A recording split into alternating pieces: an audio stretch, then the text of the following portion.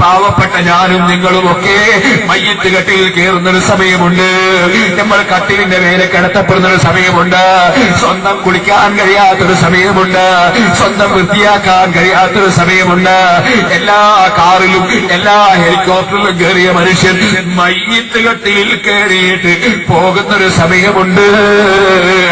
ആ മയ്യത്ത് കട്ടിൽ കയറി പോകുമ്പോൾ എല്ലാ ദുഷിച്ചതാവും അവിടെ വെച്ചതാ ഖേദിച്ചുപോയി. കബറാകുന്നൊരു വീട്ടിൽ പോയി കിടക്കാനുണ്ട്. അവിടെ ആ മണ്ണിൽ കൊണ്ടുപോയി ചളിമണ്ണ് കൊണ്ടുവന്ന് കവിൾത്തരത്തിൽ ചേർത്ത് വെക്കുമ്പോൾ അതാ മുഴുവൻ അഹങ്കാരങ്ങളും നീങ്ങിപ്പോയി.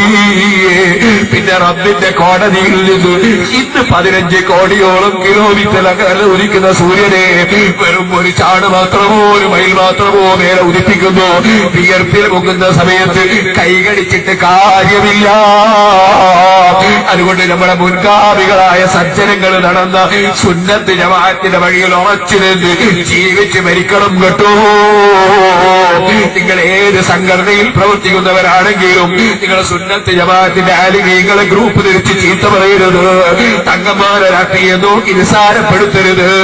നമ്മൾ എന്തെങ്കിലും വ്യക്തിവൈരാഗ്യമോ സംഘടനാ സങ്കുചിതത്വമോ ഉള്ളതിന്റെ പേരിൽ സുന്നത്ത് ജമാഅത്തെ കേടാകുന്നൊരു വാക്കും നമ്മുടെ നാവ് കൊണ്ട് പറഞ്ഞു പോകരുത് കേട്ടോ. റബ്ബിന്റെ കോടതിയിൽ നാവിനെ വിചാരണ ചെയ്യുന്നൊരു സമയമുണ്ട്. ഏത് മനുഷ്യരെയും അതേ അല്ലാഹുവിന്റെ ഖുർആന് പറഞ്ഞിട്ടില്ലേ അവിശ്വാസികളെ കുറിച്ച്, അൽയൗമ നഖ്തിമു അലാ അഫ്വാഹിഹിം വതുകല്ലിമുനാ അയ്ദീഹിം വതശ്ഹദു അർജുലുഹും ബിമാ കാനൂ യക്സിബൂൻ. നാവിന് കളവ് പറയുന്ന നാവിന് സീൽ വെച്ചുപോയി, കൈകൾ സാക്ഷി പറഞ്ഞുപോയി, കൈകൾ സംസാരിച്ചു പോയി, കാലുകൾ സാക്ഷി പറഞ്ഞുപോയി. ആ രംഗത്തെ കുറിച്ചുള്ള ബോധം നമ്മുടെ കൽവിലുള്ള വിധത്തിലല്ലാതെ നമ്മുടെ ജീവിതം നയിക്കരുതെന്ന് എല്ലാ മുഅ്മിനീങ്ങളോടും വിനയത്തോടെ ഉണർത്തി ഞാൻ എന്റെ വാക്കുകൾ അവസാനിപ്പിക്കട്ടെ.